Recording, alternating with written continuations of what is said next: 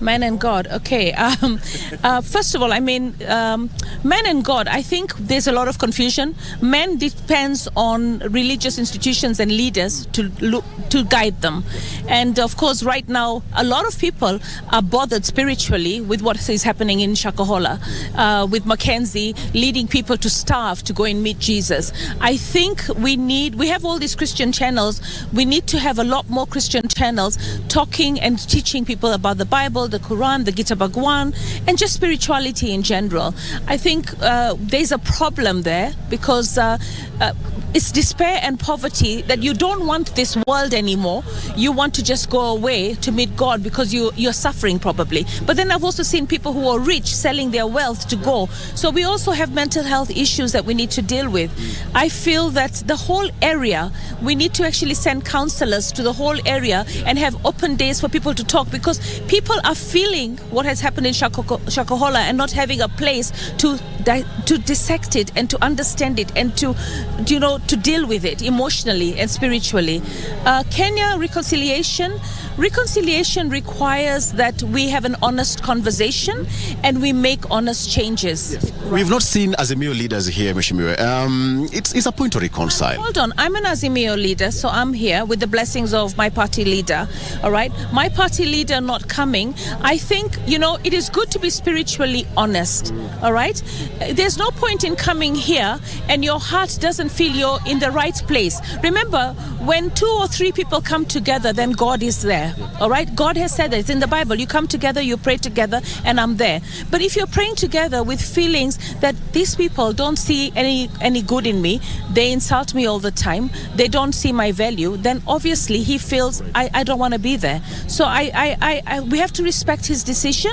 All right, and I feel that is a challenge for the government to work on ensuring that we have proper reconciliation. We work together for the greater good of this country. Because let me tell you, when you have won an election in Kenya with 200,000 votes, right, and it's still questionable whether it was free, fair and credible, irrespective of the stages we went through constitutionally, I think it's important that you come together. And that's what Uhuru did in his wisdom. Let's work together. Let's build this country.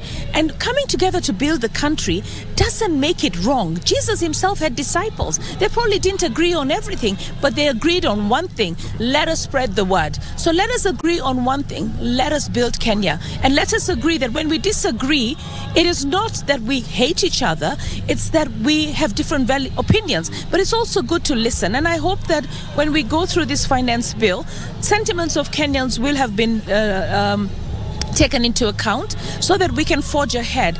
I believe that it's a very challenging time to be able to raise money for the government, especially considering the debt that we have, and the vision of good housing, the vision of making sure we have food security, manufacturing, all good visions. Everybody wants the good for this country. So all I would say is, when we will reconcile, we have to have honest spirits. On a personal level, how important is this function to you? The President Moi Kibaki started it all 20 years ago. We are in the 20th edition. How important is it to you? You've survived political, turbulence, and here today. I think what I'm looking for with reconciliation, we have to have sincerity. I can't relate to tribalism. I'm half Greek, quarter Dutch, and quarter Kikuyu, and I'm Kenyan. And for me, I don't understand tribalism. When I see somebody, I don't know whether you are Kikuyu, Kalenjin, Luo, Luya. All I know is that you're a person. I want to know who the soul is. And I feel that everybody has something good to offer. That's why God has granted them life. So let us respect that soul has something to teach you. And politics doesn't have to divide us.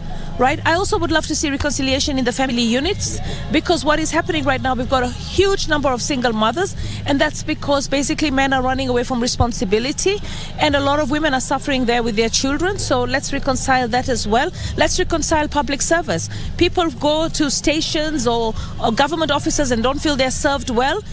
Don't go into public office just to make money. Go in there to serve the people. So if we're going to have a reconciliatory spirit, we have to know that with reconciliation there were differences. That's why we're reconciling.